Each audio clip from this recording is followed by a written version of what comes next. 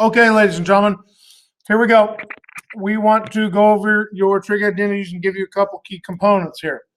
So with that, first of all you have to do here is do basic solving.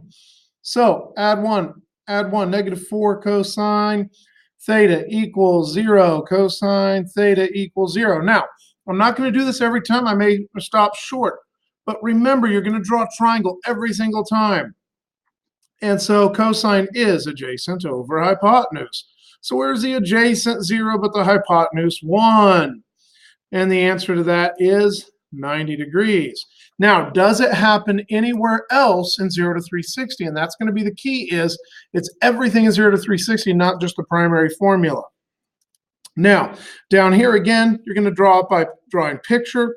You say, hey, here's 0 degrees. What's a secant of 0? That's hypotenuse over adjacent, and so that's going to be 1 over 1. So where's the inverse tan equal to 1? And of course, where is opposite over adjacent? 1 and 1. The answer here is 45 degrees, but it's also 225 degrees because you have -1 and -1. So that's what we're talking about here.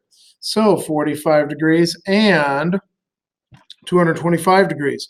Now, over here for sine x, you're going to say, hey, sine is opposite 1, hypotenuse this, square root of. Now, how do I find this? Well, a squared plus b squared equals c squared. So I end up with 1 minus x squared. At this point, I'm done with this. I need to find the tangent of it.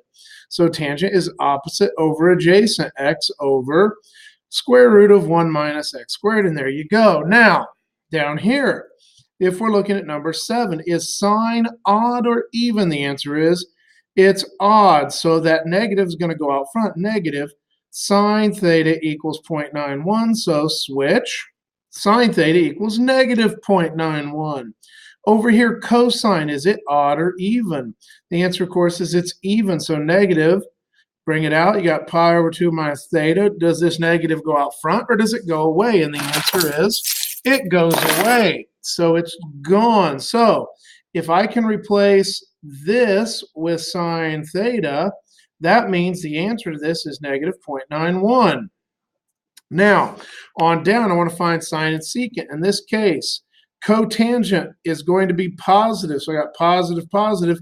Secant is also positive. So that means that the adjacent and the hypotenuse are both positive. So everything's going to be up in the first quadrant. Now, if it were negative, we'd have to be careful which quadrant we draw it in. Cotangent, adjacent over opposite. There you go. And so we find the missing piece, and that's square root of 5.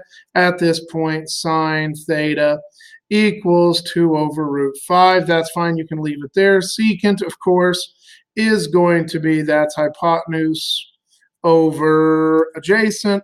So we have root 5 over 1, and that's going to be secant theta. Now, moving on. If I take a look at number 11, we got these identities, and we say verify. Every time you verify, you must give the answer. So if I want to give the reason for the answer, in this particular case, say, hey, wait a minute, 1 over tangent squared is cotangent squared x. Cotangent squared x, you get cosecant squared x minus 1. You say, wait a minute. That looks mighty familiar. That looks like it might be a property. So what am I going to do? I'm going to get my property sheet. And I'm going to say, hey, cotangent squared is plus 1 is cosecant squared. So if I subtract 1, yep, works. And so we end up with cosecant squared x minus 1 equals cosecant squared x minus 1. And our reasons were reciprocal and Pythagorean. All right, there you go. Now down here, same basic principle applies.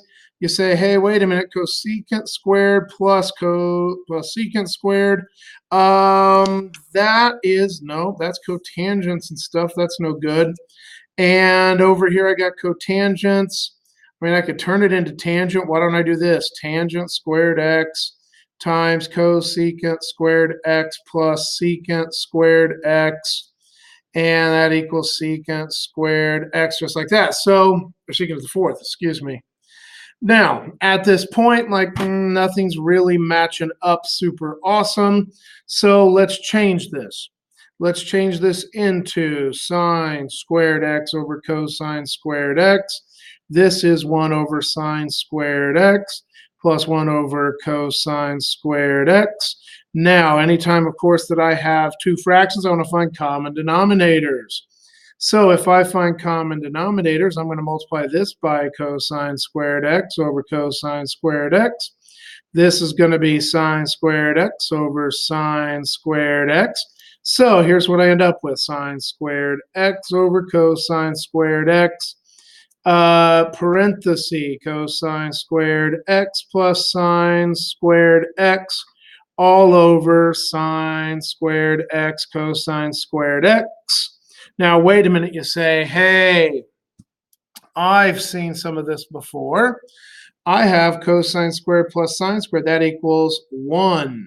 So that's good. And what happens when I take this times this? The sine squareds are going to go away, and I have cosine squared times cosine squared is cosine to the 4th, which equals secant to the 4th x, which is secant to the 4th x. So here we go. Let's go through it. First things first, we did a reciprocal property. Then we did more reciprocal property. Then we did a Pythagorean property and common denominators. Finally, we simply did some simplify. And finally, another reciprocal, and that matches. And so we have one step for the statement, one step for the reason. Same basic principle is going to happen on number 14. Let's flip over here. In this particular case, we want to solve it. Well, I got some squares, I got a number. How about I get everything to one side? Let's do that. So minus cosecant squared theta minus cosecant squared theta. Now I got 2 minus 1 is 1. Cosecant squared theta equals 2. Well, at this point, what do I do to get rid of a squared? Well, I think square root would be in order. There you go. So cosecant theta equals root 2. Now, because I took a square root, I got plus or minus. Plus or minus, so I have hypotenuse over, and cosecant is going to be opposite. So in this case, I have 1 root 2, negative 1 root 2, 1 root 2, negative 1 root 2. So 45, 135, 225, and 315. Okay, now I have this. That's basically the same thing. If I get everything to one side, I should be able to factor it up. So I get 4 cosine squared theta minus 4 cosine theta plus 1, okay, equals 0. So break it up.